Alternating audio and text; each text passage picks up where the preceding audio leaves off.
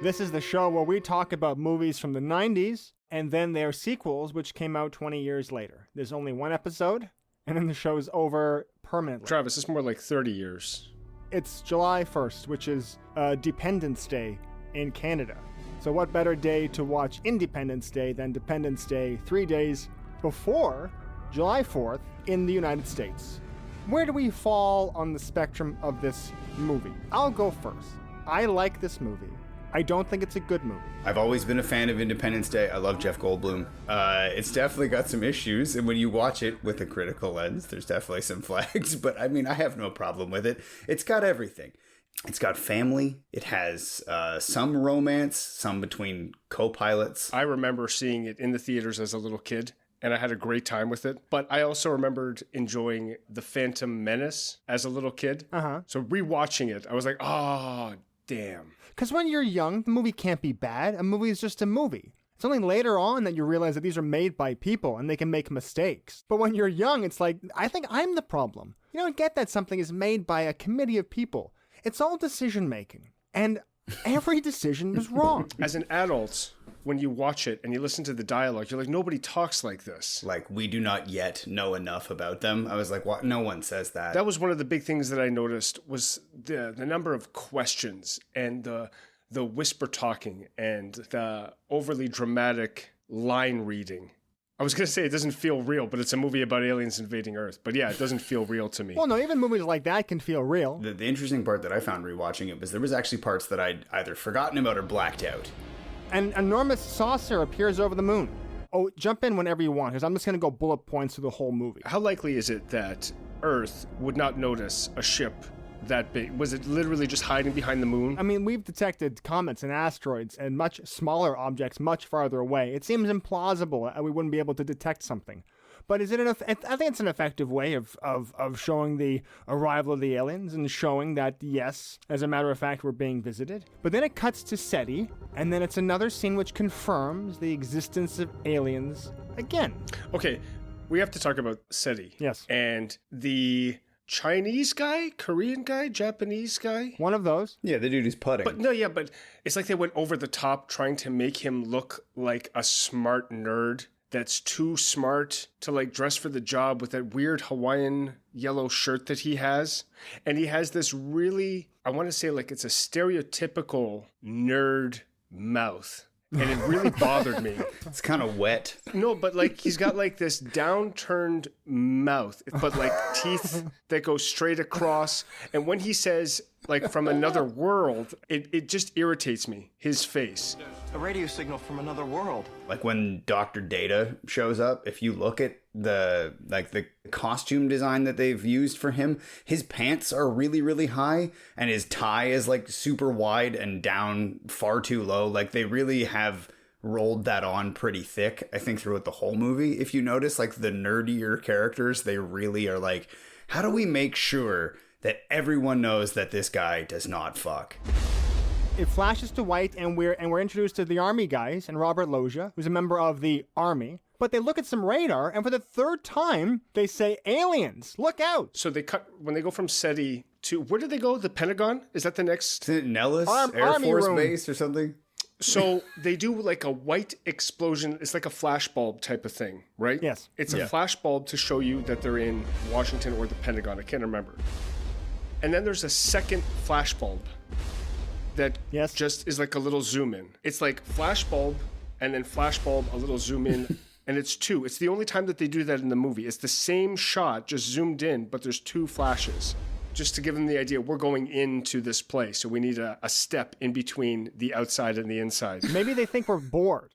Roland, we've already introduced the aliens twice. Yeah, but they're not going to get it. Let's do it a third time. And put those flashbulbs in there. That'll really wake them up. A lot of the movie hinges on the alien shield, right? That's like a big plot point.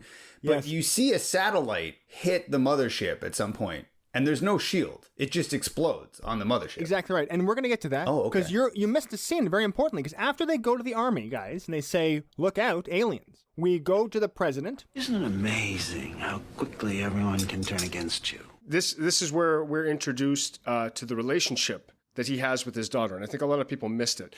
The audience thinks that he's making a joke to his wife. but I suspect that he's actually in a sexual relationship with his daughter. I have a confession to make. Because he says, I'm lying in bed next to a very young, beautiful brunette. Yeah, he was based on Bill Clinton, and it was directed by Stanley Kubrick. It's all actually about Epstein and the island. They really wanted to make sure you got that. Yes. Because they know that we're going to be so enthralled by the aliens that we might miss it. And I feel like since we're talking about the president's daughter anyway, this is as good a time as any. You may remember her as Egg from Arrested Development. What's the other one that he calls her? When she's Plant. like, I was standing over here the whole time. No one see me. Oh, great job. Why don't you and Plant go sit in the car? Way to plant, Dan. Really important point about the president's arc, because each character has a story arc, is President Pullman. We're not going to call him by his name because I don't remember it. I'm going to say President Pullman. I think it's Tom Whitmore. President Pullman is leaving the bedroom, and on TV there's some pundits, and they're calling him a wimp, a loser, a pussy. Too fat for his age. Yeah, they elected a warrior, and they got a wimp. And then he gets a call. His face drops, and he goes, "Say that again?" So it's the fourth time that we have learned that yes, indeed, there are aliens coming. It's also where we learn that like nobody in the military and the government listens to anybody else. You know, that one commander says to Robert Loggia, "It's slowing down." What? Yeah, it's slowing down. So somebody tells the president something important. Say that again? Did you say that again? What the hell is it? How do you know?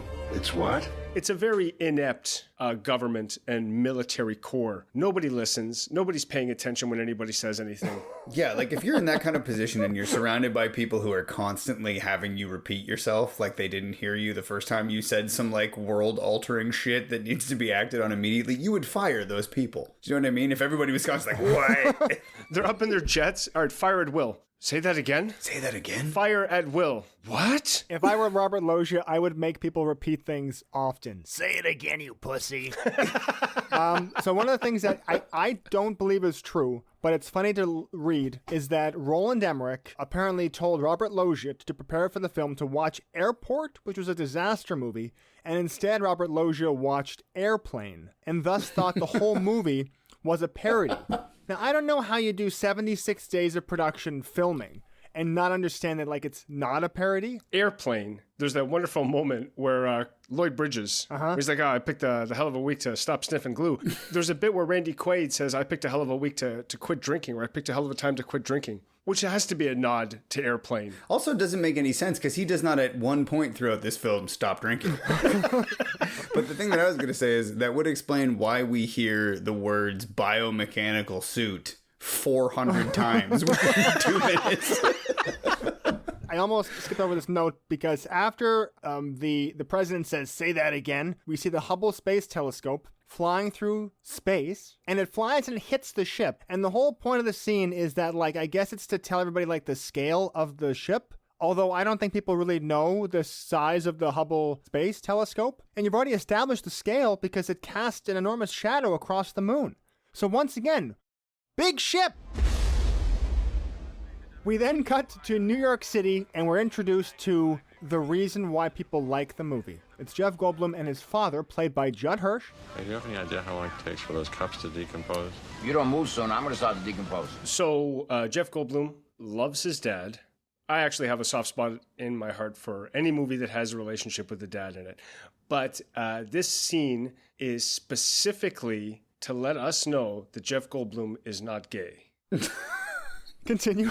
Jeff Goldblum was so not gay that he had a wife, and he loves his wife so much that he refuses to take his wedding ring off. His heterosexuality has soldered it to his finger. This is why they have to tell him that, we have to tell the audience that he's not gay, because he's interested in the environment. He's like, do you have any idea how long it takes for those cups to decompose? He's an environmental person. And you're like, oh, I get it. And then his dad's like, but you had a wife. And he's like, oh, she's not gay. Right, because it'll ruin your enjoyment of the movie if you find out that the guy is gay. So yeah, he loves the environment, and he's straight, and he loves his dad. That's the point. Oh, and also he plays chess. Yes. Yeah. And presumably the aliens also play chess. He's much better at chess than his dad, which is a good frame of reference because we don't know how good his dad is at chess. His dad comes up with the idea at the end, so maybe you should have had Judd Hirsch beat him. Jeff Goldblum's dad surprises him in the chess game at the beginning, and then he surprises him at the end with the stupid idea for the shields. Right. Wouldn't that be interesting? Yeah, he'd have to find a way to, like, it almost feels to me like he'd have to just tip the board over. Because the thing that he does at the end isn't smart. He just says, like, you're going to get a cold. He's being a dad. And then Jeff Goldblum has a mind palace moment and the cold thing triggers something. So Judd Hirsch had nothing to do with it, aside from just saying the word cold. I know, but I mean, it's still, he thought of something that Jeff Goldblum didn't think about. Like, it should have had something to do with styrofoam cups or cigars. Like, that should have been the secret. You guys didn't mention the cigars yet. There's the three big things. There's the chess, there's the wedding ring, and then there's also the cigar. I just mentioned it. I know. I was waiting for you guys to say it because there's the three things that happened, and cigar was very important. The three C's: chess, cigar, wedding ring. Yes, arguably the best arc in the movie, too, is the cigar. The cigar has the best through line throughout the entire film. We've got everybody we have working on the problem. So Goldblum's character then goes off to work, which is at a cable company. Everything is going absolutely haywire. I don't want to cut you off, Travis, but this is the part that confused me the most. And I remember it confused me as a child, and it confused me as an adult. That does not look like a cable company. That looks like a newspaper. I always thought he was a reporter. I thought so too, yeah. I've never seen a cable company that looks like that, right? There's like TVs everywhere. Yeah, I think the wall actually just says cable company, or like the cable company. And I've always felt like it made more sense to me that he was a reporter. Like, he's in the business of, like, trying to solve things or, like, trying to get information. I felt like it took something away from it when I realized this time around that he was not a reporter and he was just, like, a cable guy. What do you think Harvey Fierstein does at that cable company? Well, it looks like he's the guy who closes deals on the phone. Oh, my God. Oh, my God. Eric, like you said, he's in charge. Every station's making like it's the 1950s. We got static, we got snow, all kinds of distortions. They're not producing television. They're there to what? To make sure that the signal gets transmitted? I think Jeff Goldblum is the janitor because he makes a big fuss about putting away aluminum cans. David. What are you doing? There's a reason we have bins labeled recycle. What the hell is going on? My God in heaven. So sue me, David. He's the greatest person in the entire movie. It's good casting. I'm never going to forget him. I'm so sad he died. I wanted him to run. I wanted the dog to get into the tunnel, and then a split second later, Harvey Fierstein to jump into the tunnel, too. That's what I always hope for when I see that scene. Dog! And he just jumps in. I gotta call my lawyer. Forget my lawyer. I like lawyer jokes. Top tier. So a little bit of trivia there. The line was supposed to be, fuck my lawyer. But the studio didn't want to give the movie like an R rating. Yeah, we can show the entire population of New York City being completely eviscerated by a plasma alien atomic blast, but please refrain rather from using profanity. So we leave the cable company, we transition to California, and then we are introduced to the ugly Quaid brother, and he has 3 children, and his children all look like you've asked 3 different people to draw Keanu Reeves from memory with your left hand. And this is just to, I guess, to establish that the ugly Quaid, he is a pilot, and he crop dusts the wrong field because, and this is really funny, he has a drinking problem. He has alcoholism. Like, he's like suffering. His family is suffering. That's great. He's been through a lot of trauma. Yeah, exactly. So this is also one of like a couple of important tonal shifts in the movie. The music switches to like this inspiring Disney-esque music as he's flying his plane.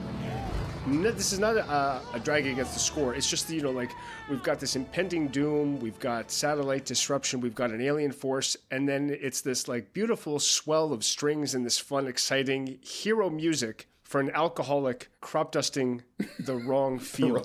It feels so out of place. Because he thinks he's doing the right thing, right? He thinks he's out there, he's making bread for the family. He even lands, and you see that he's like the happiest person in the entire world, despite the subsequent things you learn about him. He's like, says hi to his son. He's super excited that he just crop dusted a field.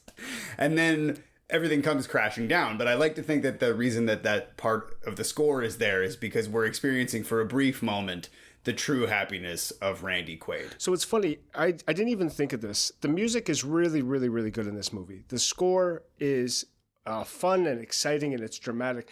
But it just occurred to me that the piece of music that's playing as he's crop dusting the wrong field is the same piece of music that plays when he's flying his jet towards the alien weapon at the end of the movie. So time is a flat circle, is what you're saying. It's the same music when Randy Quaid's at his low point as when he's at his high point just before he dies. If they were to make this movie nowadays, what they would do instead was they wouldn't allow Randy Quaid to be part of like the fighter squadron, and then he sees how bad it's getting up there, so he hops back in his crop dusting plane. Who's that maniac in that biplane? It's me, sir. It's the drunken Quaid. I've got this. And then he saves the day with his little red biplane. Because the missile won't fire, right? He has to do what he does. He has to fly into the weapon. Does the explosion occur because of the missile, or is the explosion just because he flies his plane directly into it? It's the same principle as in a Looney Tunes cartoon where they plug the barrel of a gun with their finger. But I wanted to talk a little bit about Randy Quaid and his kids, because I've seen this movie so many times. The first handful of times I saw it, I didn't care that Randy Quaid's kids look nothing like him. After doing a little bit of research, it turns out Randy Quaid is actually supposed to be the stepdad of those kids. He married their mom, which is why the oldest Keanu Reeves is always calling him Russell and not Dad. Which begs the question, where's the mom? Did she run away? And then that turned Randy Quaid into an alcoholic? Because then it makes him more of a, like, it's more of a three-dimensional character, if that happens to him, and as opposed to just like, oh, I'm drunk because aliens probed my butt. He gets back from Nam. The wife is like, oh my God, what's wrong with you? And he's abusive towards her. He kills her. He tells the kids that she ran away. He can't deal with the guilt, so he starts drinking. Yep. They move into a Winnebago. He starts crop dusting. No, and this is the thing. He buried her under that other field. So he's not doing it by accident. He has to keep crop dusting that field, because if the crops don't grow, the field's barren, and he could be found out. Yes. And this is how much I don't know you guys. I thought you both were going to say, like, maybe they do like an X-Files where it's Randy Quaid's wife was abducted by the aliens and he was witness to it. And then he tried to tell people and no one would believe him. And that drove him to alcoholism, and then eventually drove him to flying the biplane. Yes. Yeah, because that's true. That's always the road. Yeah. Alien abduction, alcoholism, Red Baron. That's how it goes. Absolutely. That is correct, Travis. That is what happened. We cut back to the White House, and it's more boring walk and talks, and then we meet that weasel-faced Secretary of Defense. What if it doesn't pass us by? Let's retarget some ICBMs to blow it out of the sky. And the Secretary of Defense is not a weasel. He's not done anything that a Secretary of Defense probably wouldn't have suggested. I don't know. Is it just because he looks pointy that we're not supposed to trust him? He looks sharp, doesn't he? Someone's sharpened that man's nose. And that guy always plays like a piece of shit character. I think that's why people put characters like that, or I guess what you say pigeonhole people into certain things, is because they can signal to the audience immediately when that guy comes on screen. This guy sucks. He's pale and pointy, so we don't trust him.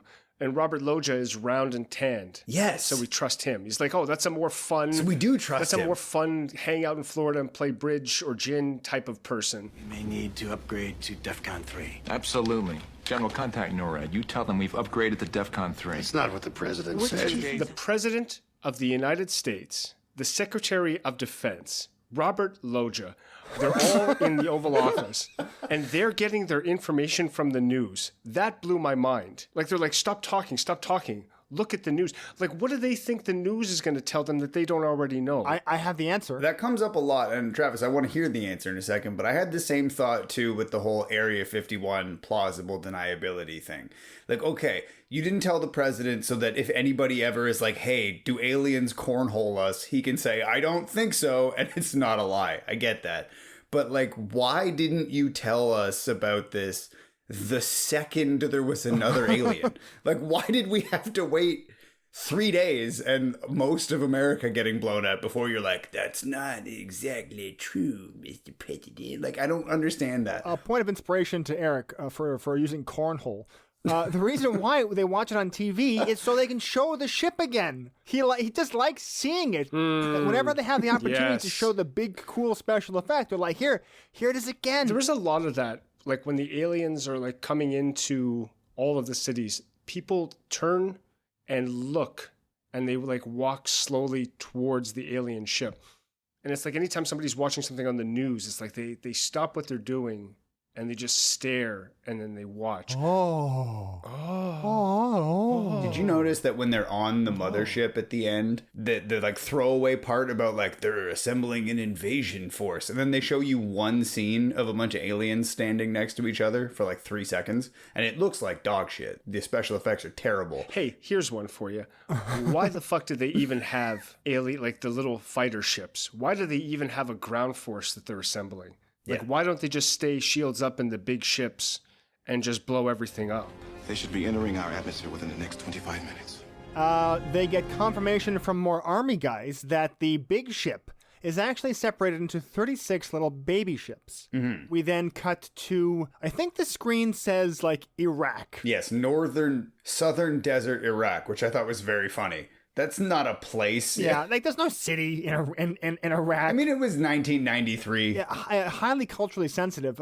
We don't even need to film in Iraq. We'll just show a bunch of people with their faces covered in tents in the desert. Absolutely. There was definitely some of that across the board. And did you notice that they show like the entire, like it's like they show LA, New York, DC. I think they show Moscow. They show a submarine, don't they? They do show a submarine at one point, but I just mean like to them, the only cities that matter, right? It's 3 American cities, Moscow. Oh, and Sydney, Australia. Sydney, Australia, yes. Cairo. Yeah, and then it's just like, and then a bunch of fields in like random countries. They're like, well, how did they bring down this ship? How did they bring, we're going to get there. We then cut to an American submarine that they go over radar, confirming the ship again. Yes. This is the 6th time we see the ship, and we cut back to an American military aircraft, and they can't see it, too cloudy. And then the clouds part, the plane flies into the alien. Well, it doesn't fly into the alien, it flies into fire. Yeah, it's like a wall of fire. Yeah, but like you From would where see it's that, breaching right? the atmosphere. Why would you continue on? They get hung up a lot about visual confirmation. They do the same thing when they make that tank sit well within the blast zone of a nuclear missile and get irradiated so that they can see it. Did anybody else, for some reason, think that guy that's doing the spotting was also Jimmy that got shot down in the plane? Yeah. Like I thought that was also Harry Connick Jr. in the tank. Well, great, guys. You spoiled the Harry Connick Jr. reveal. People who haven't seen this movie don't know he's in it. I saw the movie and I didn't know he was in it. I also think that Harry Connick Jr. was that rock and roll guy that's with the president at the end. He just looks like the bass player from any band in the 70s, and he's always with the president. It's my favorite character. Oh, the dude with the beard and the aviators? Yeah, and he's always kind of like, yeah, man. Like, he looks like you just told him that you got a Keg and Skinner records at your house and he can come over. And he's like, yeah, all right, that's sick. Goldblum at the cable company discovers the dissipating signal. He prints off a sheet of ones and zeros and is looking at it. Marty, listen to this. I got a lock on the pattern of that signal, and so we can filter it out. But it's reducing itself every time it recycles. It then cuts to like this a montage of the alien ships, and they're heading to Washington, to New York City. I guess they're hovering over capital cities. I know for a fact that Atlanta was not targeted because that's where Harvey Firestein's Aunt Esther lives, and that's where he sends his mother. Yeah. So we know that Atlanta was safe. I also don't think that somebody like Harvey Firestein is from Atlanta. No, but Aunt Esther definitely He's definitely from New York City, right? Yeah. Aunt Esther is not from Atlanta either. No, she's from Long Island. But she moved to Atlanta because it's hot. Because it was cheaper than Florida. That's you're doing a Judd Hirsch impression. I'm doing Judd Hirsch there. Not, yeah. This is not Checkmate. We're now going to return to the movie. Quaid is now at a diner, and he's being bullied by some fellow farmer guys. Apparently, they know that he was abducted by aliens because he's vocal about it. And they, once again, this is really funny. They're joking about how he was sexually molested by the aliens. When they took you up in their spaceship, did they do any sexual things to you? You recollect. There is one point in that scene that I want to commend one of the actors because he's so committed to that being funny that he spits out his drink. To your point, Travis, this is yet another moment to show the arrival of the aliens. Yes. It's just there to show the shaking cups, to show that even the people that don't believe in aliens are now aware of the aliens' presence, as if they haven't been watching the news, as if they didn't see the fire in the sky. It sort of also confirms the sexual probing of Randy Quaid. Yes. Yeah. Imagine if like the alien ship landed And the door opened and they said, we want Quaid's ass again. And that's all they really wanted. They just came back for him. Well, and see, this is the part, like, you raise a really excellent point there. There's no empathy in any character towards Randy Quaid, because even after the aliens have been revealed to be real, those two dudes are being interviewed and they're, like, still talking shit about him in the interview on national TV. Poor Quaid. We're introduced to Will Smith briefly. And his girlfriend, Vivica A. Fox, and their son. It's an earthquake. Not even a four-pointer. Vivica A. Fox is then revealed to be a stripper. The aliens arrive, and a shadow is cast over all of Los Angeles. I think this is the first time when it's like hovering over a city, you can actually see how large it is, and then you see that, yes, it is indeed the size of a major city. I just want to point out, Will Smith is meant to be a captain in the Air Force. He doesn't know how to interpret what he sees on TV as it being not an earthquake, and he doesn't see the alien spacecraft directly in front of him. And somehow, he's a pilot. I don't understand. He had good eyes. If you have him look out the window when he's taking a piss and he goes, holy shit, aliens! That's a lot less effective than him going out to the front yard, and that they do that compressed zoom when he lifts his head up. The signal that Jeff Goldblum has discovered, it is actually a countdown. They're strategically placing all their ships all over the world for a precision strike. Yes. And this is also the point, Eric, where you love it, when he had Harvey Fierstein says that, gotta call my lawyer. Oh, forget my lawyer. Yeah, exactly. The slide whistle comes out. And this is immediately after Jeff Goldblum says that all of the alien ships are going to be attacking every major city with a single tactical unified strike, which will kill millions of people. But importantly, what we're supposed to feel is levity, laughter, when Harvey Fierstein says, "Oh, forget my lawyer." Oh my God! Oh my God! I gotta call my brother. I better call my housekeeper. I gotta call my lawyer. Forget my lawyer. This intricate plan to hijack our own technology to bounce their signal around the Earth, because the Earth is a circle. Remember, we get that sweet diagram. And to place all their ships at one time so they can optimize their attack at once, but they don't ever. It never says why they do that. Just start attacking, like land and shoot from space. When the welcome wagon goes up, and I know I'm jumping ahead now, they preemptively shoot that down anyways, well before they fire their main weapon. So it's like, okay, well, your enemy already knows that you're hostile, and yet you're still just waiting? Seeing the alien ship and how imposing it is, combined with like the dark shadows it casts as it arrives, and the music. Did you ever get the sense that the aliens were not hostile? No. Next question. The president, he goes on TV to say, we got aliens. And we then cut to Jeff Goldblum. He's cracked the code. He tries to get in touch with Connie, with whom he was married, who is also the president's chief of staff. She's like his press agent. We learn later on that President Pullman actually has a history with Jeff Goldblum's character, and they're within driving distance of the White House. I think she's his press secretary. Because she's reading the newspaper about him and then says, people are making fun of you in the news. Yeah. So I'm like, why is she like on Air Force One? Does Bill Pullman think that he's going to need her after the world is over? Yeah, and I love how that's like his primary concern, is that like people think he's a little like pussy bitch boy when aliens are blowing up the planet. That like his poll numbers are important. No one's thinking we voted for the wrong guy when like they're being eviscerated by alien technology. Goldblum and his dad, Judd Hirsch, they drive to the White House and they knock on the president's door to let them know about the alien signal. Very important also, we learn that Jeff Goldblum went to MIT. Mm-hmm. We do. It's an important piece of information. Judd Hirsch says... For 8 years. 8 years at MIT to become a cable repairman. And that's how they get away with throughout the entire rest of the film, never questioning what Jeff Goldblum does. Exposition in a film is important. We know Jeff Goldblum is smart not because he detected the alien signal.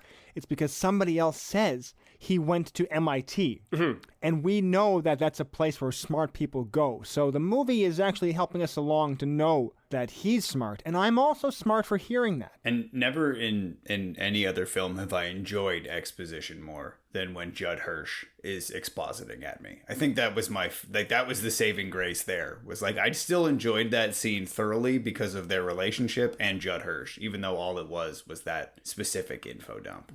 Can we skip ahead? Because I also made a little note about, they go to the White House, Jeff Goldblum and Judd Hirsch, at this very high tension time, with aliens attacking and cops crawling all over the White House. Jeff Goldblum is somehow able to take something that looks like an improvised explosive device, which is his little portable satellite, stick it to the roof of his car outside of the White House, and nobody asks him what he's doing. It looks like a laser beam. And also, what's powering that? The lighter. Like, were there like cigarette lighter adapters in 1996 that could power this portable satellite? Of course. 96, everybody was smoking in the car. I know that there were cigarette lighters in the car, but were there adapters for cigarette lighters to like charge MIT, portable Stefan. devices? He went to MIT. But we have to cut back now to Quaid, who is on the news because he was dropping leaflets about the incoming alien attack. Is also quickly where we learn that he was a pilot in Vietnam. And while on television, Quaid says that the aliens have been like learning humanity's weaknesses. He says they've been studying us for years. And it turns out that humanity's greatest weakness is citywide lasers. That's how we're weak. We're weak because we can't defend against big weapons. They found out we're susceptible to the heat in the form of laser beams. Will Smith then arrives at the military base, and we meet his gay friend, Harry Connick Jr. You need to, like, kiss some serious booty to get ahead in this world, man. That's what I'm trying to tell you. Who really gives the film, at this point, some much-needed levity. Will Smith finds a letter from NASA, and this is where we get information that Will Smith's character, named Stephen Hiller. Stephen, that's right. Okay, another point of inspiration for Eric. He's Captain Will Smith wants to go. Captain Will Smith wants to be a pilot for NASA. I do think it's funny that there was they could just be like, you're never gonna fly a spaceship if you marry a stripper. It's like, I don't know what that has to do with anything. Guy can fly a spaceship, he can fly a spaceship. Who cares what his wife does? Yeah, if he's not going to be flying the space shuttle, it's going to be because he's black, not because he's a stripper. That was the other thing with this, is like, you can really tell the age too, because they have the obligatory like, oh, those two dudes are gay, like shrug moment when he goes down on one knee with the ring and the other guy comes over and he's like, whoa, sorry, I don't want to see that, and then leaves. Two guys in love, that would be like the funniest thing. That's even funnier than somebody with an alcohol problem. And it's the ugliest ring in the world. It is the absolute ugliest engagement ring. It is awful. So, well, we didn't mention this, but he doesn't get into NASA. Yes, that's true. He applied through LinkedIn. And then NASA said, we're all full, thank you. You can't fly the space shuttle. Despite decorating his pilot's locker like a 12-year-old with photos of the spaceship. I don't know if anybody else saw that. It was like a high school locker with the spaceship photos in it. Like, that's why you didn't get hired, bro. Sorry. Dear NASA, I love the ship. I think I would be great if I also flew the ship sometime. Did you have a good relationship with your father? Me neither. But no, sorry. What Harry Connick Jr. says to Will Smith, he says, like, they're supposed to be friends. And he says, I love your girlfriend, but you're never going to get this job if you marry a stripper. And I thought that's what, like, not a friend would say. That's what a mean person would say. Like, you can't marry your long-term girlfriend because she's a stripper and don't you want to fly the space shuttle? We then go to the welcome wagon sequence where we learn that the aliens are not nice. This may be some type of response, Echo One.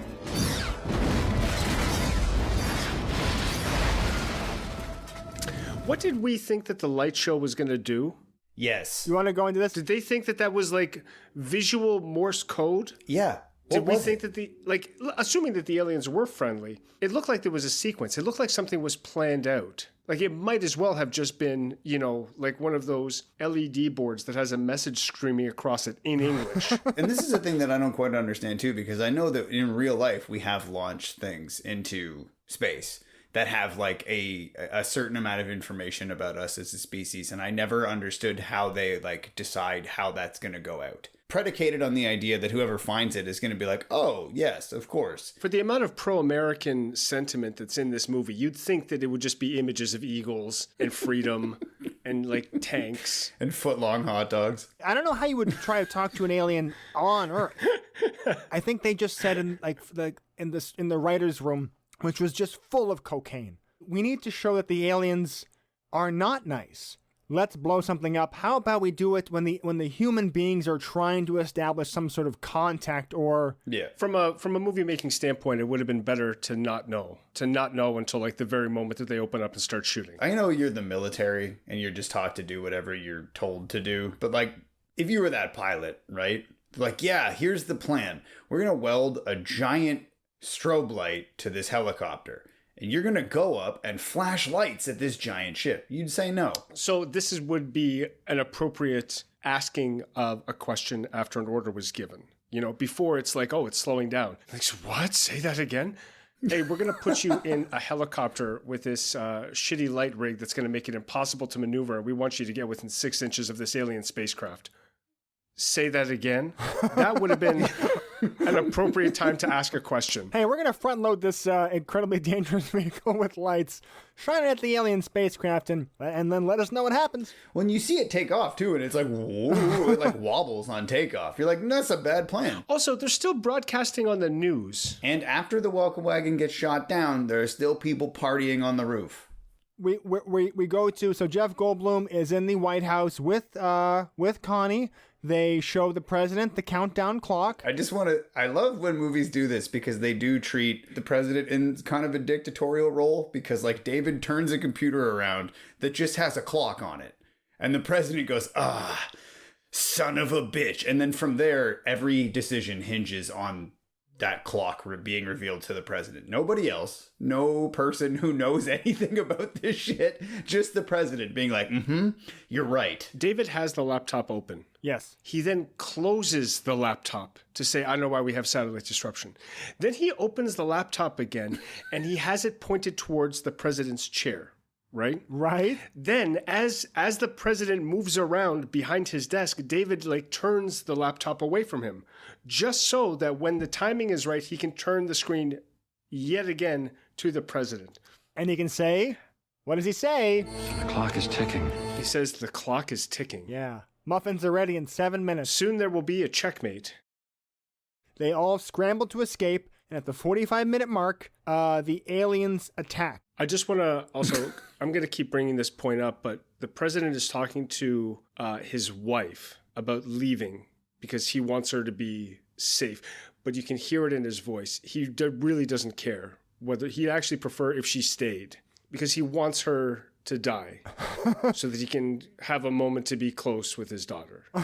It's an asinine part. Like it doesn't make any sense that you would stay there to defend him from what? Like, what can anyone say? It's not like the president being weak for the last 2 years allowed the aliens to invade. Do you know what I mean? Like, oh, we haven't seen him since the ship came down. He's just been hiding in his room with a small child. Like, you know what I mean? Okay, yeah, you might have to defend that, but... Hey, honey, I think it's time to leave. The aliens just destroyed our welcome wagon, and a man's in my Oval Office at the moment with an ominous countdown. Harvey Fierstein dies, which is rest in peace. Funny because he says he's talking to his therapist. He's trying to talk to his therapist. At this point, I have to mention that the explosion moves much more slowly for Vivica Fox than other people. She manages to rescue her son and the dog Boomer. She would be dead too in that tunnel. There would be no air left. Her and her kid and the dog would all have died. You know, you may as well have had her trapped on the alien ship and she jumped and landed on Will Smith's plane to make like an escape. Now, this brought up something in my mind that when I watched the Empire State Building just get blown into popsicle stick fragments, I go, nice. I see people just like bursting into flames, but oh no, the dog! Save the dog! Yeah. What does that say about me? What does that say about us? The value of human life? So like we're supposed to laugh when Harvey Fierstein dies, right? Oh, crap. Because he's like, oh, crap. Oh, is it because he's gay that it's ha, funny? Ha. Yeah. Ha, ha, ha, ha. Or is it because he's Jewish that it's funny? Both. And because, like, Vivica Fox has like a kid and she's a stripper, that it's supposed to be serious. And again, I think it's the casting, because I think you cast Harvey Fierstein because it is funny when Harvey Fierstein dies. Like in that moment, I'm not watching Marty, whatever his name is in the film. Do you know what I mean? Like I've been removed from that, and now Harvey Fierstein is going to blow up, and that's kind of funny. There's a post-credit sequence. He lifts rubble off himself. He's in New York, and he's the only one left alive in New York. And he says, "Oh, at least my lawyer's dead." Now, I know that you're kidding, but I would love that. And then hard cuts to the song that ended The Matrix. Come on! Do do do do do do do do do do do do. 45 minutes in, we're at the destruction of all these cities. And then 50 minutes in now, we're July 3rd. So 5, 10, yeah, the movie is broken into 3 equal parts, what Kubrick would describe as submersible units, presenting its own rich themes and ideas. That's the advantage of being a fighter pilot. In the Gulf War, we knew what we had to do. President Bill Pullman talks about knowing what to do in the Gulf War. Do you think that that's like a little nod to like we were doing the right thing? Yes. But I think that the entire movie is that like, wow, I think we should just trust everything, even global affairs, to the United States military. Kick the tires and light the fires, Big Daddy. So Will Smith and Harry Connick Jr. and the rest of the fighting boys, they prepare themselves for a counterattack. En route, Harry Connick Jr. does his impression of Reverend Jesse Jackson, and then they get to the alien saucer and they do their attack. And this is where we see the light gray fighter jets fighting against a somewhat gray and brownish backdrop with a large dark gray flying saucer and then neutral gray fighter alien jets in what looks just like to be like a soup of action. And the only thing to differentiate between aliens and the humans is like the green lasers that the aliens use. The only time it actually feels more coherent is when Will Smith and Harry Connick Jr. break off from the attack when they're being chased by those other alien fighters, and it's just now a dogfight. One of the things that I found curious about this particular part is that the squadrons are like named after cities. If you know, when Robert Loggia is talking to someone else in the command zone, they're like New York Squadron, LA Squadron. And it's like, I didn't realize that they had teams. Yeah. And Will Smith's is called the Black Knights. Yes. And they're the only ones that have a name. And the only 2 people that have nicknames are Jimmy, who's nicknamed Raven, and Will Smith, who's nicknamed Eagle. Night 1, Fox 3. Night 3, Fox 3. Night 7, Fox 3. Eric, do you know what the significance of the Fox designation is when they're firing their missiles? No, that I don't actually. I like that they say Fox 1, but I have no idea what that signifies. You like what? But why do you like it though? I don't know. It just sounds cool. Yeah, that's wrong. So the reason that they say Fox is apparently each of the missiles does something different. So like Fox 2 is like your heat-seeking missile. Fox 3 is like your guided missile. But since they're all just getting fired into the mothership anyway, I don't understand the point of calling out the Fox, unless it's to let the audience know that like, hey, yeah, we're actually military pilots and this is what they would actually do. And like, because the way that they show it on the diagram, there's 4 missiles per ship, right? Per plane. Yep. So Fox 1, Fox 2, Fox 3, and Fox 4. Fox Force 5, yeah. So it's almost like a Swiss Army plane. Like you have 4 missiles that do 4 different things, which I actually think makes this more complicated. But they also didn't know there were going to be enemy fighters until they launched them. Correct. How prepared were they really, right? What did they have on? See if you can fly that thing undercover. Will Smith escapes his dogfight by launching a parachute into the alien, who has a windshield. Maybe it's important to have like actual visibility out like the front. Like the design of the alien ship as a fighter is very stupid. If you're in like a cockpit of like the fighter jet, Will Smith can like look up, left, right, and behind him through glass. The alien can't do that. This is another interesting part about this too, because I looked it up. That fight was over the remnants of Los Angeles. The next part, which we'll get to after the dogfight and after Will Smith successfully Looney Tunes the ship, is Area 51, which is in Nevada. And so he flew in about 45 seconds I think, about 300 miles. Anyway, so Will Smith, he defeats the alien with his cunning, and then when he goes to assess the damage, the biomechanical suit alien comes out, and Will Smith punches it in the head and then knocks it out, and he says, "Welcome to Earth." And you're like, that's a good line to end the scene. And then he says, "That's what I call a close encounter." Which brings me to a point about the screenplay and Roland Emmerich. I feel like he has options of ways of ending a scene, introducing aliens and so forth, and he can't decide which one to pick. And they say, "Roland, we can't have both." And he goes, "Why not?" Because they do that often. Even with the design of the aliens. He was presented with like the large alien, and he goes, "Nice." And they say, "We also have the small alien." And he goes, "Great." And they say, "Roland, which one?" And he said, "Let's put one in the other." And then they said, "Roland, that's too much." And he said, "No, it's never too much. This is 2 hours and 40 minutes. Will Smith is going to punch an alien in the head and knock it out. Okay? And I don't care what the missiles are called. It's moving, it's slow in the beginning, it's hot and fast, and we're putting a stripper in it. Okay?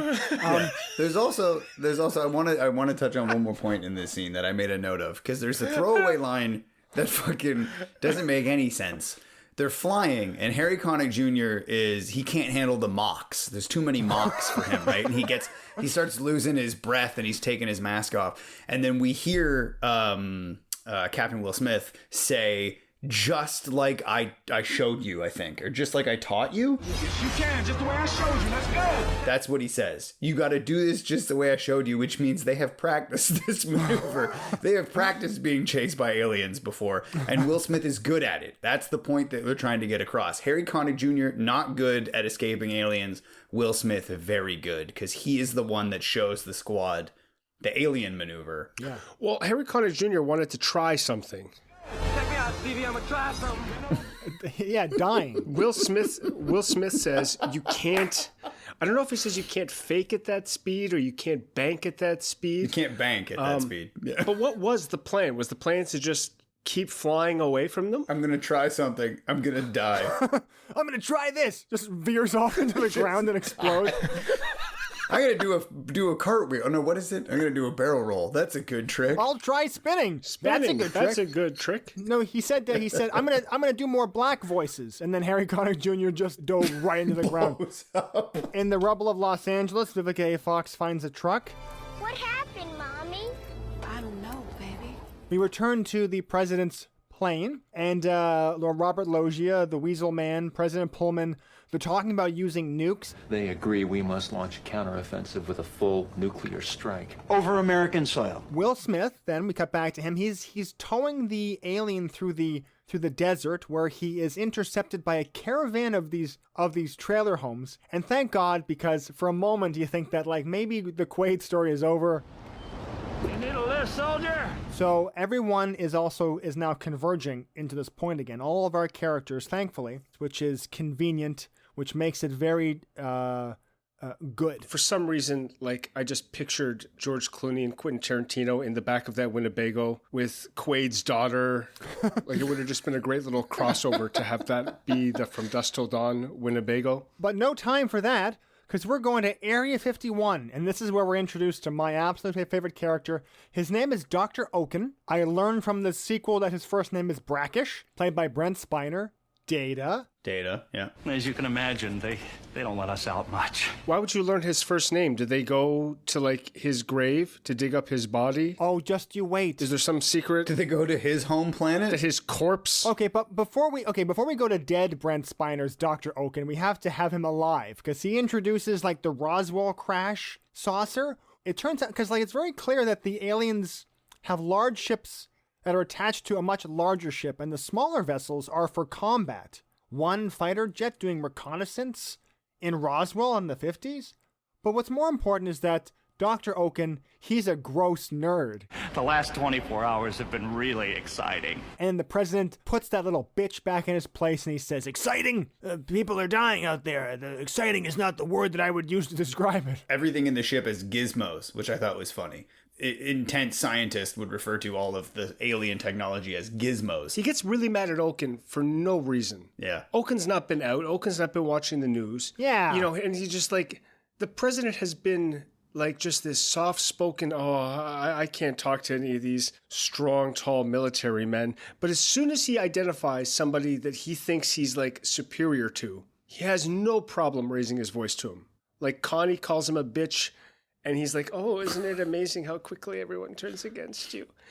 And then he sees Dr. Oaken. It's like, wow, I can't wait to tell you all about this alien ship. And he's like, shut the fuck up. Well, they don't really tell him all that much either. It's like, what have you learned? We've learned a lot. They don't like the hot or cold sometimes. Again, it's this paradox of like these aliens have like this incredible technology and they're so much more advanced than us. But like, what fuck ups were flying this ship in the 50s that they found themselves crashing in New Mexico? Do you know what I mean? Like, that's the interesting thing to me. Like, the three dudes in the tubes, I want to know what they were like. Keep it on the road. I'm trying to probe back here.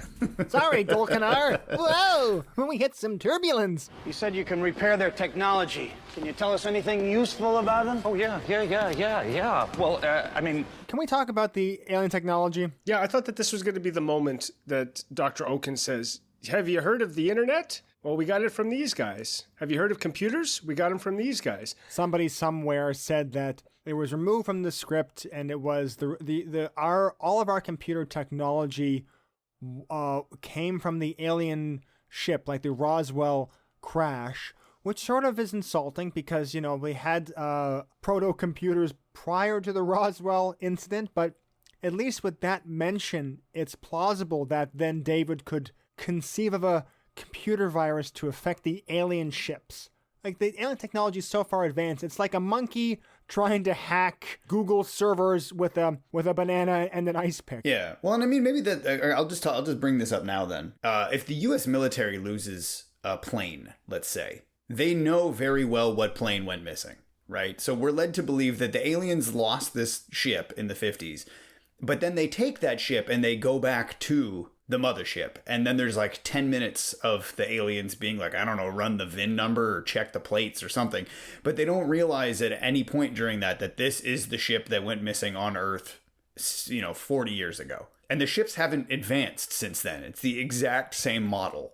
So basically this guy is like, he's in like a fucking 83 like Ford Fiesta, and they fly back to the mothership and they're all just like, oh yeah, that's cool. This ship is vintage. Yeah, exactly. Oh man, he's got the lift kit on it. Looks like my dad's car. It's an old code, but it checks out. Logia then briefs the presidents about the NATO allies being hit. The aliens knew right where to get us. They knew of our weaknesses. They, too, were susceptible to large laser beams. Will Smith arrives with Quaid. They arrive with a fresh alien body, and Dr. Oaken is just salivating to get this biomechanical suit alien in for an autopsy. And that scene reminds me, it's like a worse version of the Dr. Otto Octavius scene in Spider-Man 2. Come on. Let's get this biomechanical suit on. I will say, though, that like when it's on the operating table and like the head bursts open and it's all gooey on the inside, it looks like someone said, hey, what if Alien, but also Predator? Well, and also, like, it doesn't make sense because, like, they said that the one alien that they recovered before was alive when they got it, and it died a couple weeks later. So, like, Dr. Okun...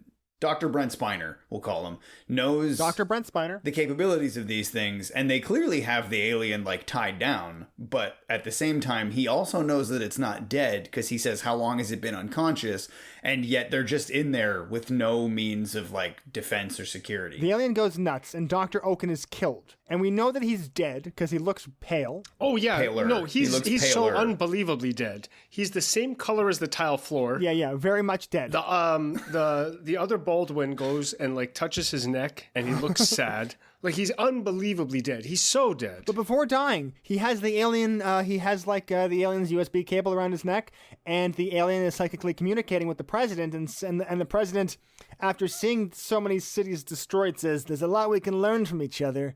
We have HBO, there's a lot of ways to cook eggs, and you have alien lasers. I know there is much we can learn from each other if we can negotiate a truce.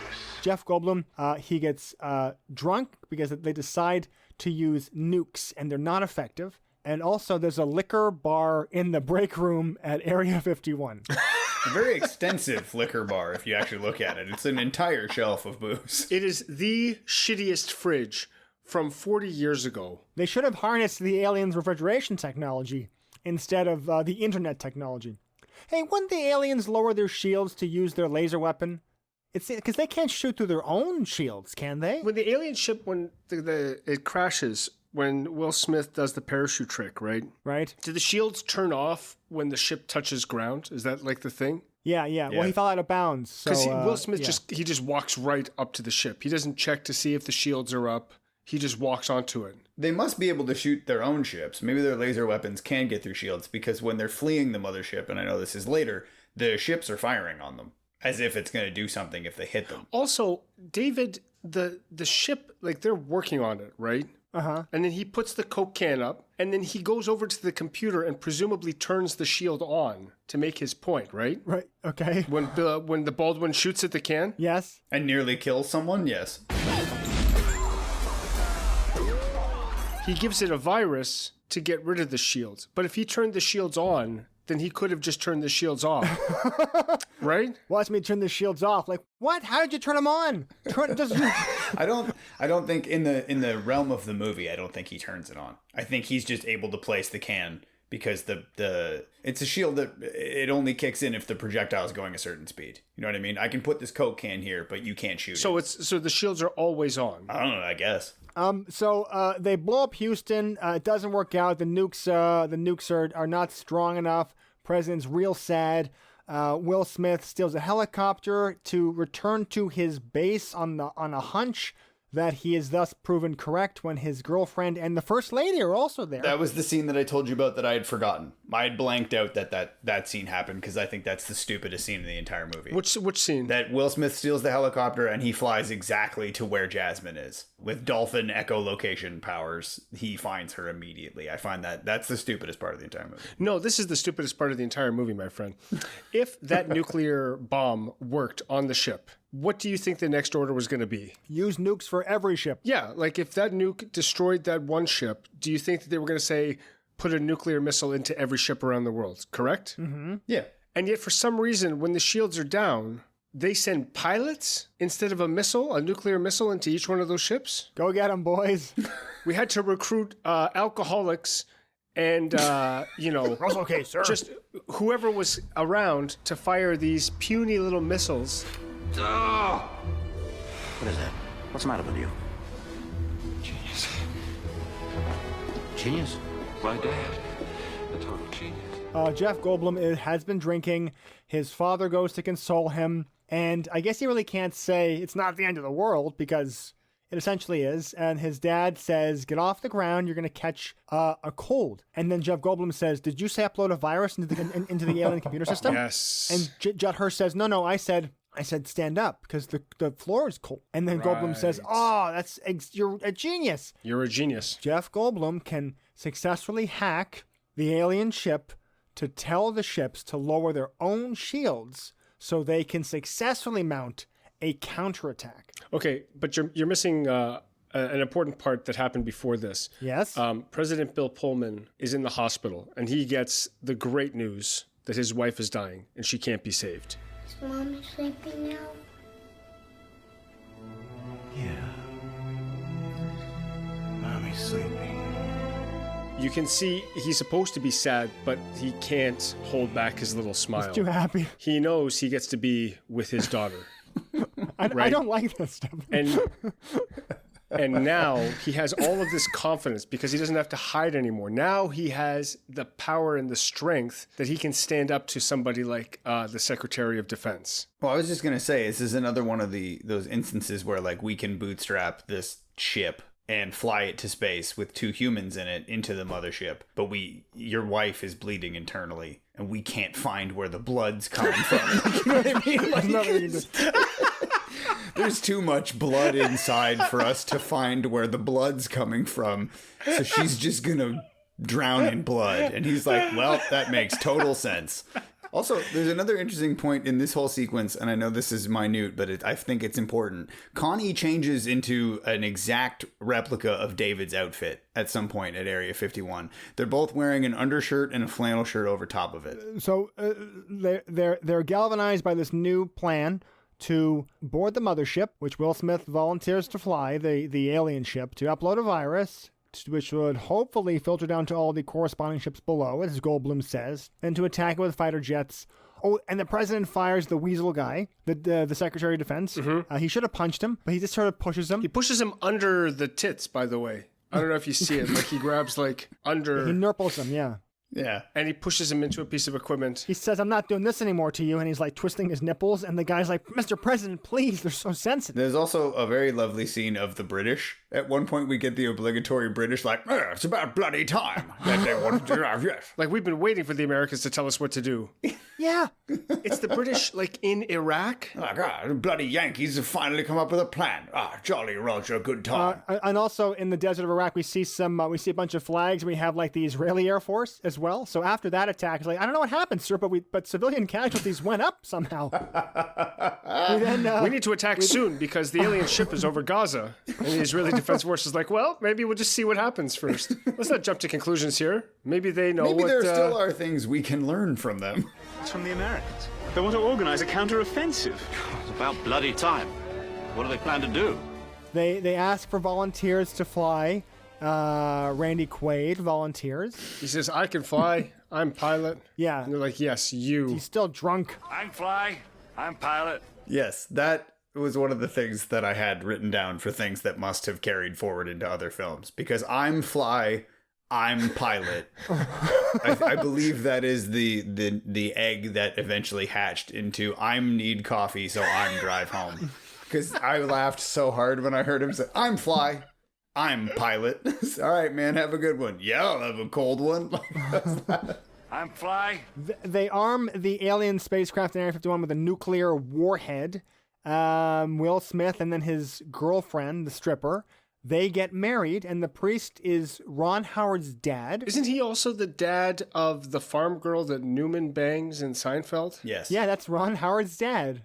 At this point, we have the president who gives his rousing speech. He says, like, you know what? Now the whole world can celebrate an American holiday. Eric and I often text each other about, like, sketches that we're never going to do. And one of them was, like, the president is doing his speech from Independence Day. And he says, we will not go quietly into the night. We will not vanish without a fight. And then he just continues to rhyme. Sometimes my pants, they're on too tight. I will not eat this meal without a Sprite. The setting on my TV is too bright. My dad never took me to fly a kite. And then you cut to, like, the alien spacecraft, like, it positions itself over Area 51, and the president's still talking. And then at the end of it, he's still rhyming, and then the laser beam hits it, and then it explodes. But as the day when the world declared in one voice, we will not go quietly into the night.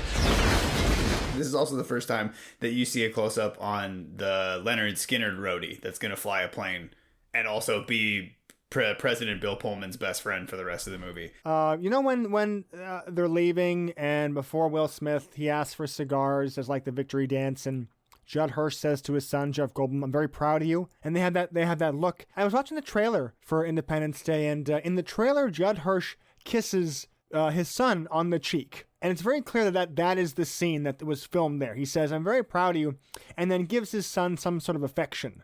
And that didn't make the final edit. And I'm just wondering, it's 1996.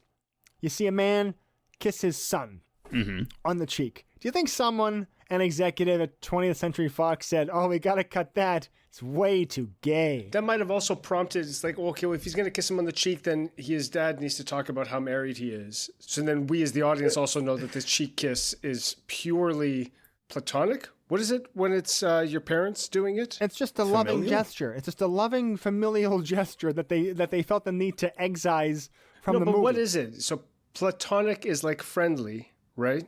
From the Greek Platon. Yes. Yeah, no, keep going with this. This is great. You got this. Pull this thread a little longer. So we're Platons, and if I kiss you, it's platonic. And then the Scientologists measure thetons. Thetonic. From the Greek. Or maybe, like, for the nuclear family, it's plutonic. And then there's a gin and tonic. But they wouldn't be nuclear family because Judd Hirsch... Oh, Eric, did you know that Judd Hirsch is only 17 years older than Jeff Goldblum in this movie? I did not know that. That's incredible. Did you know that Judge Hirsch... Judge Reinhardt? Yeah, Judge Reinhold is only 17 years old, perpetually. Hey, guess what? They all fly to the mothership Will Smith gets to go to outer space. They're doing the counterattack. Yes. And in what feels like the ending sequence to Return of the Jedi, a band of characters goes off to disable the shields, while elsewhere there is an attack with fighter jets. Goldblum hacks the alien mothership. That's all fine. Something that I was thinking, they would not send just 2 people.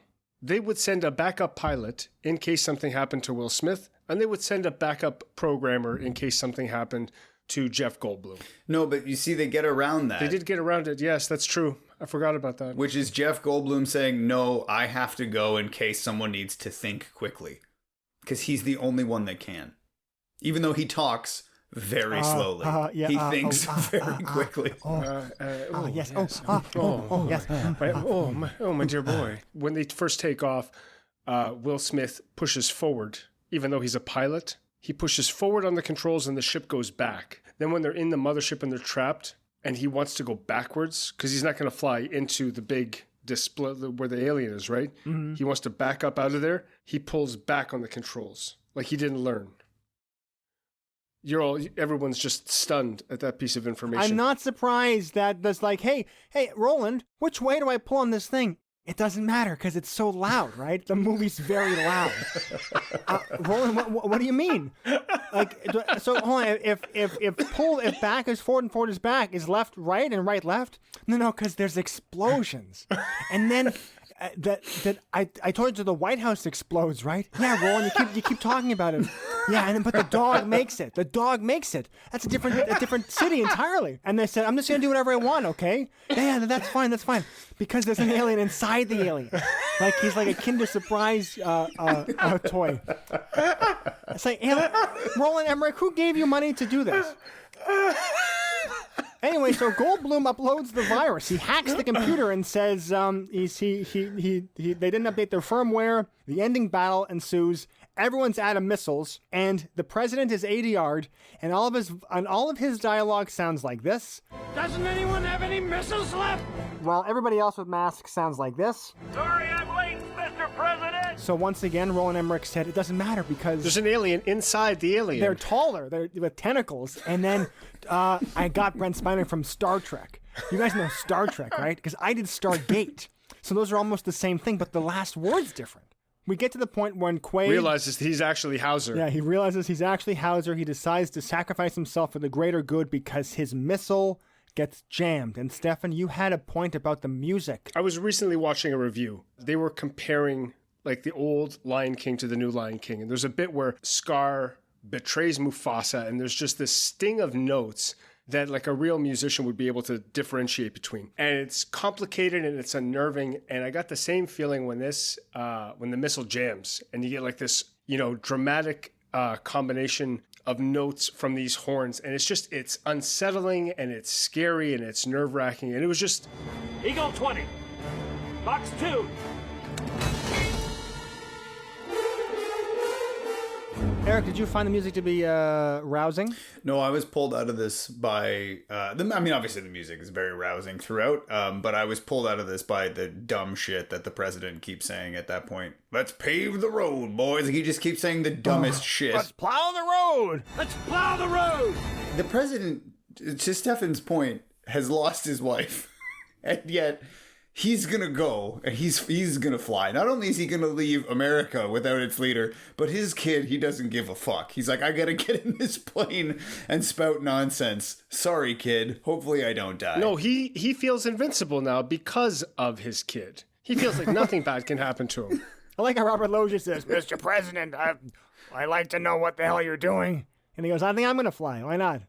There's a really great part there where the other Baldwin says to him, you can take whatever helmet you want. It's like that classic from the original Fast and Furious when he tells Paul Walker that he can have any beer he wants. And then Paul Walker just takes a half-drank beer off of some other dude. Quaid goes up into the... Well, he has a couple of one-liners here where he says, tell my children I love them very much. Yep. And it's very dramatic. Like, oh, that's what he says before he dies. But then he says, all right, you alien assholes. Mm-hmm. In the words of my generation, up yours. And you think, that's okay, that's not as good, but now he can just sacrifice himself. And then he says, hello, boys, I'm back. Yes. And you say, I wonder if he's going to have another line, like, take this, or that ought to hurt. His ship touches the point of where the alien laser beam starts, and then the entire ship goes into a chain reaction of an explosion. Mm-hmm. So is it the missile that did it, or just him stopping it, like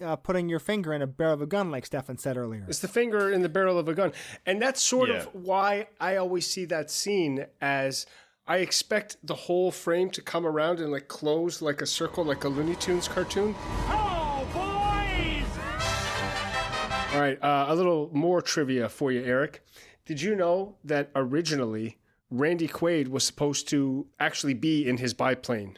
I did not know that, but that would make more sense because he's towing it with him throughout the whole film. He was supposed to be on his biplane, and they were supposed to strap a missile to it. So a missile that would fire from the biplane controls? They were going to wire it up that way? No. It was just supposed to be a suicide mission from the get-go. Oh. The explosion that happens in the ship in its primary weapon is actually the same explosion of the Empire State Building, just flipped around. Oh, is it really? So if you decide to watch the movie again, watch the explosion of the Empire State Building. It's the same, just inverted. We're made to understand that the ships are hovering over a bunch of different American cities.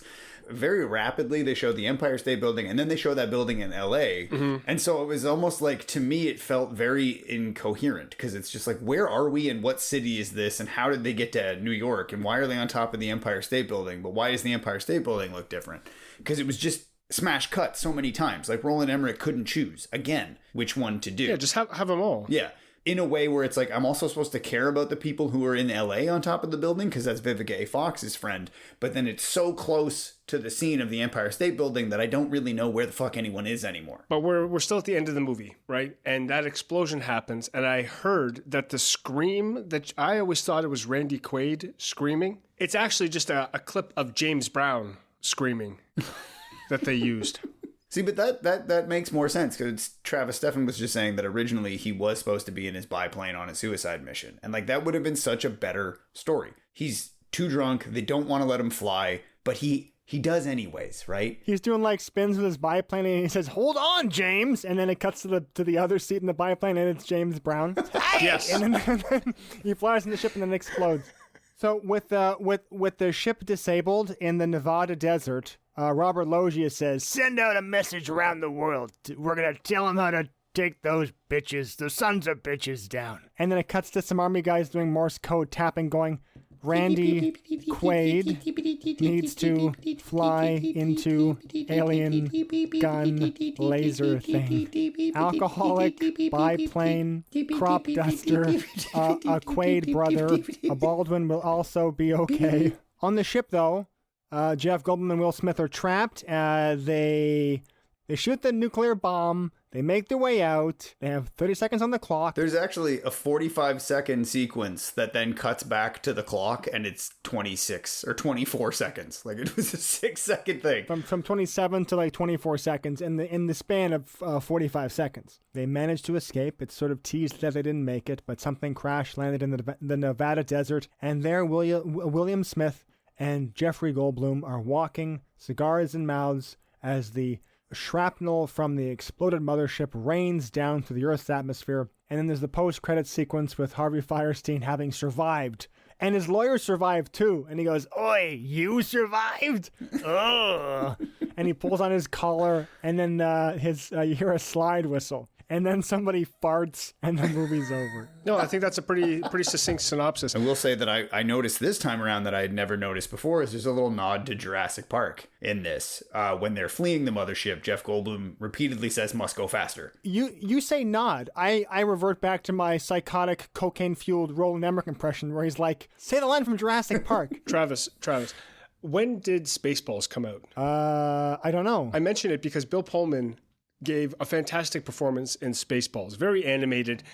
I was thinking about Airplane, and Bill Pullman was in a comedy. Robert Loggia watched Airplane to get motivated for this movie. Like, maybe, with a couple of tweaks, this movie could just be a comedy. Did anybody have Independence Day toys? Yeah, of course.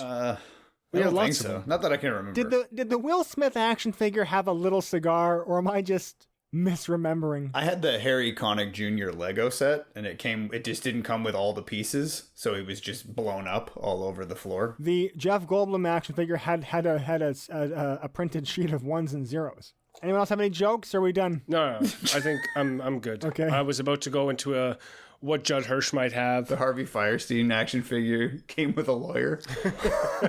It says Harvey Fierstein's lawyer, and it's like a charred body. It's Uncle Owen from fucking A New Hope. How funny would it have been if instead of Bill Pullman playing the president, it was Mel Gibson, and he had to have a bunch of scenes with Judd Hirsch? Oh yeah, post his arrest, right? Yeah, post his DUI. Don't listen to that one. We know what he's about. Wink. Mel, just stick to the script, please. You know what I'll do? I got something for you. This is also a good way to end this. Eric, do you have just a moment? Of course. Because I watched Independence Day Resurgence many times, and you guys weren't allowed. I'm going to give you a line of dialogue, and you're going to say it, Eric.